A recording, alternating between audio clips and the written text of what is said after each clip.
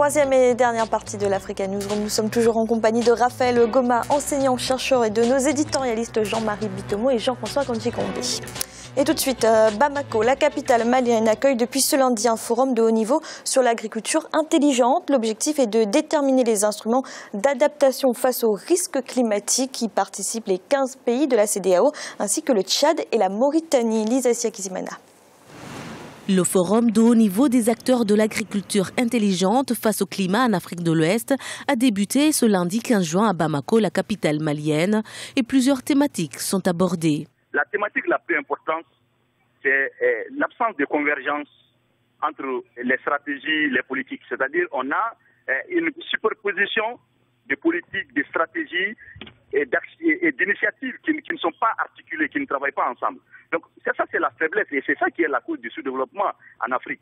C'est-à-dire les gens ne travaillent pas ensemble, tout le monde a son initiative, les gens travaillent individuellement, les institutions ne collaborent pas, le niveau régional ne travaille pas avec le niveau national ne sait pas de mettre des différents ministères ne travaillent pas ensemble. Donc on se rend compte que c'est l'incohérence. Lors de ce forum, les différents acteurs réfléchissent sur de nouveaux types de politiques publiques face à une agriculture intelligente, un concept que les organisations paysannes du Mali exploitent depuis longtemps. C'est nous qui faisons l'agriculture intelligente débat. L'agriculture intelligente, ce n'est pas la Banque mondiale qui viendra nous le dire, ce n'est pas l'USAID. C'est à nous de dire parce que c'est ça que nous faisons. Nous ne contribuons pas aux émissions de carbone parce que notre agriculture n'est pas une agriculture agressive. Les chiffres montrent que les Africains contribuent pour une tonne de carbone par an, alors que dans les autres pays, c'est plus de 15 tonnes par personne. Donc ça veut dire que nous, on n'est pas à la cause du changement climatique, mais nous en sommes parmi les premières victimes. Plusieurs organisations et institutions régionales participent à ce forum. Les représentants de 15 pays de la CEDEAO, la communauté économique des États de l'Afrique de l'Ouest, plus le Tchad et la Mauritanie, les représentants des réseaux régionaux de producteurs, d'éleveurs et de pasteurs et des organisations du secteur privé. Les travaux de cette rencontre prendront fin ce jeudi 18 juin avec l'adoption d'un cadre d'intervention pour l'agriculture intelligente face au climat dans la zone CEDEAO, ainsi que le lancement d'une alliance ouest-africaine. Raphaël Goma, que pensez-vous de ce concept d'agriculture intelligente ? Le concept de l'agriculture intelligente, c'est un bon concept parce qu'en fait, on rentre dans ce qu'on appelle l'agriculture biologique en quelque sorte, mais en Afrique, nous l'avons toujours pratiqué. Ce dont nos paysans ont besoin en Afrique, c'est tout simplement en matière énergétique et en matière, bien sûr, de formation. Il faut former ces paysans-là et leur apporter de l'énergie nécessaire.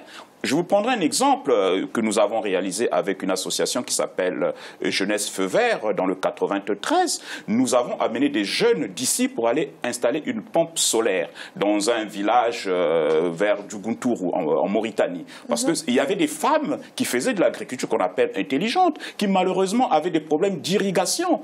Il a fallu qu'on fasse des puits, évidemment avec l'énergie naturelle que nous avons, le solaire, donc de créer une pompe solaire. Effectivement, ces femmes, ou pour ne pas dire ces mamans, arrivent à faire une très bonne agriculture. Mais encore faut-il qu'on leur apporte de l'expertise. Mais ça, c'est très important. Donc, éviter tout ce qui est pesticides, fongicides, tout ce qui détruit, bien sûr, la qualité même de notre aliment. Je pense que le concept en soi, il est bon.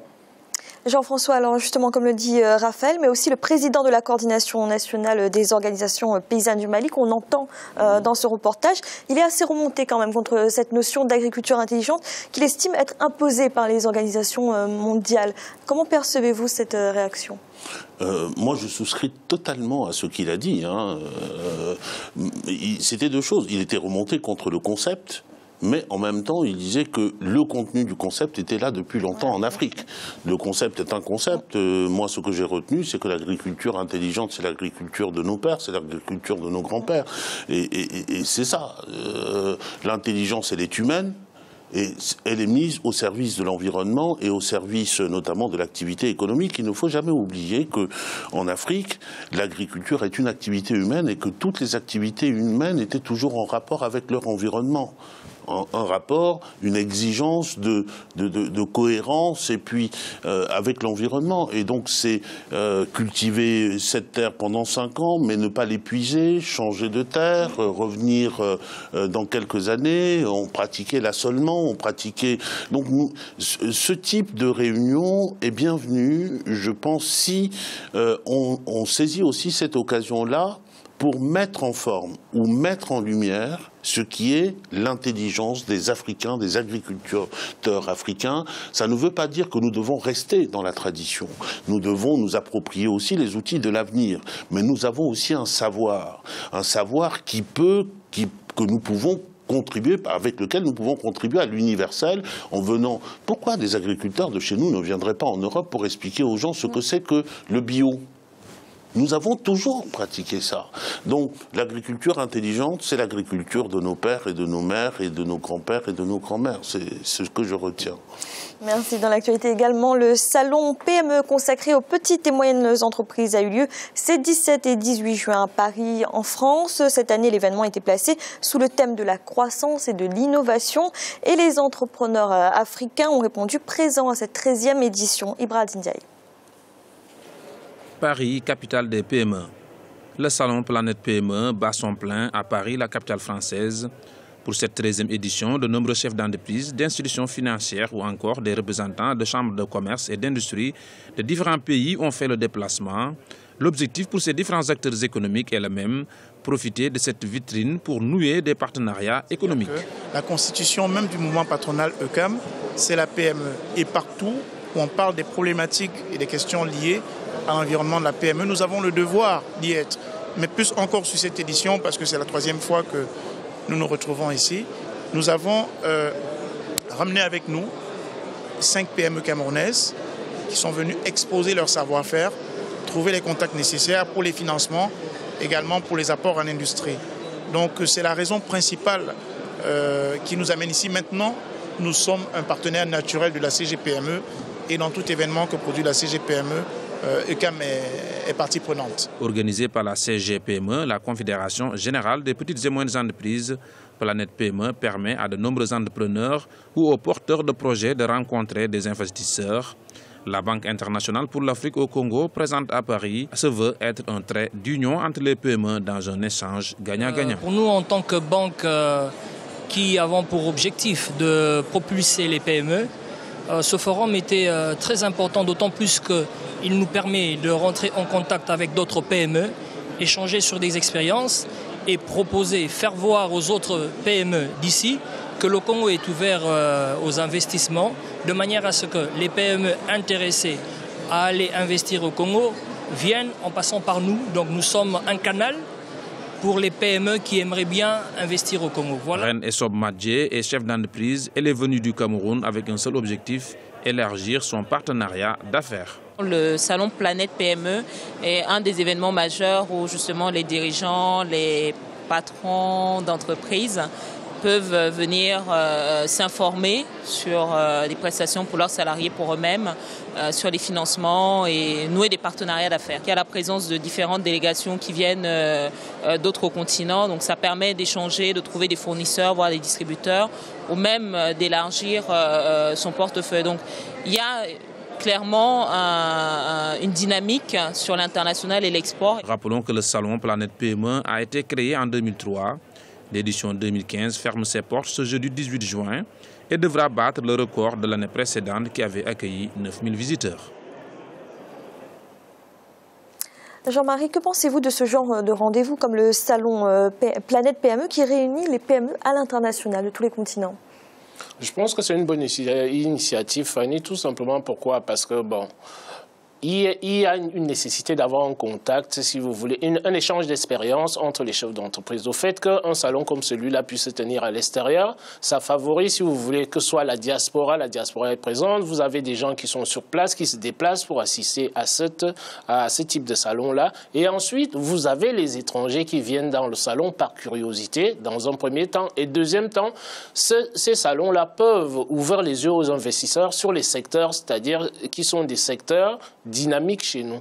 Les PME, c'est-à-dire la PME, si vous voulez, c'est l'instrument, l'outil de création d'emplois dans nos économies africaines. L'État ne peut plus créer des emplois en Afrique. Si vous voulez, vu l'Afrique aujourd'hui, comme on le dit souvent sur ce plateau, le continent le plus jeune. Le plus jeune, et il y a nécessité, si vous voulez, de création d'emplois. L'État est exempt, si vous voulez, plus ou moins, en Afrique. Donc, du fait de son absence, il est important qu'on ait des investisseurs, c'est-à-dire qui prennent connaissance des opportunités qu'ils peuvent mettre en place sur le continent africain et sur chacune des économies. Et l'avantage de la PME, c'est quoi? Parce que la PME, je dis souvent ici, là, en France, quand on parle, comment dirais, des entreprises, en France, on a l'impression que ce sont les multinationales. La première entreprise en France, c'est l'artisanat. L'artisanat qui regroupe des millions et des millions d'entreprises à côté des multinationales.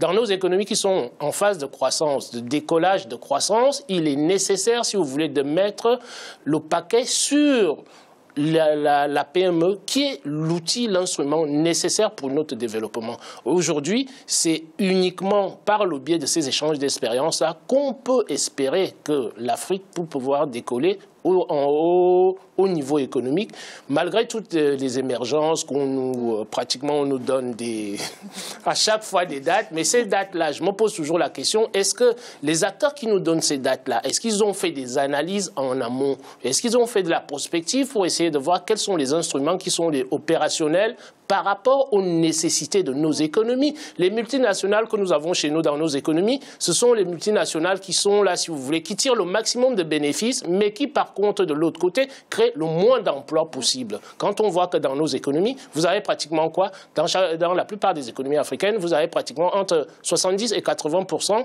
de la population qui est occupée par le secteur agricole. Et puis c'est parce que, comme je l'ai dit souvent, Fanny, je viens de le dire là, c'est-à-dire prenons nos avantages naturels, compétitifs, et transformez-les, si vous voulez, en avantages économiques, tout simplement.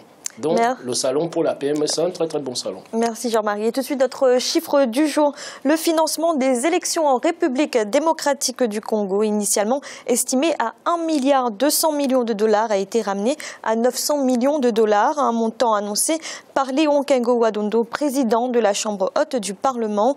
Les autorités comptent notamment sur les partenaires financiers extérieurs du pays. Raphaël Goma, 900 millions de dollars, c'est une somme importante. Est-ce que l'État ne s'y prend pas trop tard pour ces scrutins 2015-2016 ? Trop tard, non. Moi, je vais plutôt parler de ce chiffre. Vous savez, chez nous, en Afrique, généralement, quand il y a des élections, ce sont des moyens de détournement de fonds. Parce qu'en fait, qu'est-ce qu'ils font avec cet argent-là? Chacun essaie, bien sûr, d'ameuter, de distribuer de l'argent. On donne des sacs de riz, on donne du poisson, que l'on ne donnait pas. On affame les populations pendant des années pour attendre l'élection pour pouvoir distribuer de l'argent. Oui, ils s'y prennent peut-être pas, je dirais que, bon, ils se sont pris en retard. Non, tout simplement, je crois qu'il faudra dans nos États de la transparence en matière, disons, de finances. Parce que 900 millions, vous vous rendez compte, c'est énorme. Vous voulez dire que la somme est plus importante que les besoins réels? Je pense que cette somme-là est plus importante que les besoins réels. Et surtout, quand on ne sait pas comment cet argent sera reparti et à quelle fin. Parce que quand on dit, bon, pour les élections, c'est une enveloppe globale, mais y a-t-il une répartition réelle de chaque rubrique pour qu'on se rende compte? Je ne pense pas, c'est du saupoudrage. C'est-à-dire qu'on annonce des sommes faramineuses pour qu'à la fin, qu'on retrouve cet argent-là dans des comptes financiers, dans des comptes de certains dignitaires ou des clans de la famille. Voilà, c'est tout ce que je peux dire là-dessus. Jean-François, une telle somme ne reflète pas le coût réel des élections? Alors, le Congo démocratique est un pays immense, soit. C'est un pays très peuplé, soit. C'est un pays complexe, nous sommes d'accord. Mais 900 millions, je n'y crois pas. Je ne crois pas que ça correspond au coût réel de ces élections, ne serait-ce qu'en mettant en rapport avec les sommes dont nous parlons autour de ce plateau, lorsqu'il s'est agi des élections au Mali, lorsqu'il s'agit des élections en République centrafricaine, lorsqu'il s'agit des élections au Burkina Faso, nous sommes très en deçà de la centaine de millions d'euros. Et puis après, il y a des coûts physiques qu'on ne peut pas contourner. les instruments du vote, etc. Mais je ne crois pas que c'est à la hauteur proportionnelle à la population. Ça, c'est le premier élément. Le deuxième élément qui est quand même fâcheux en Afrique, c'est qu'à chaque fois qu'il y a des élections, nous tendons la main. À chaque fois qu'il y a des élections, nous tendons la main à l'extérieur pour pouvoir financer nos élections. Tant que nous tendrons la main, nous aurons des piètres démocraties à la suite de nos élections. Celui qui donne l'argent ne le donne jamais gratuitement. Et il y a un principe qui est sorti du forum de Bangui récemment, qui est l'idée de créer dans chaque pays, dans ce pays, un fonds alimenté tous les ans. On connaît l'échéance des élections. On connaît tous les 4 ans, tous les 5 ans. Pourquoi n'économisons-nous pas, pourquoi ne mettons-nous pas de l'argent de côté pour être au moins autonomes et faire ce que nous voulons et construire une démocratie telle que nous le voulons et telle qu'il nous ressemble? Merci, c'est à présent la fin de cette émission. Demain, retrouvez le 5e et dernier volet de cette semaine consacré à la communauté économique d'Afrique centrale. Raphaël Goma, merci d'avoir été là. Merci Fanny, et puis merci à mes collègues qui étaient sur le plateau et bien sûr aux téléspectateurs. Merci. Jean-Marie, merci également. Bonsoir Fanny, bonsoir à tous nos téléspectateurs et téléspectatrices. Et Jean-François, merci d'avoir été là. Merci, plaisir partagé d'échanger avec nos amis autour du plateau. Et puis, bonsoir à tous et à toutes. Et petite pensée pour mes petites familles. Et merci à vous de nous avoir suivis. À bientôt dans l'Africa Newsroom.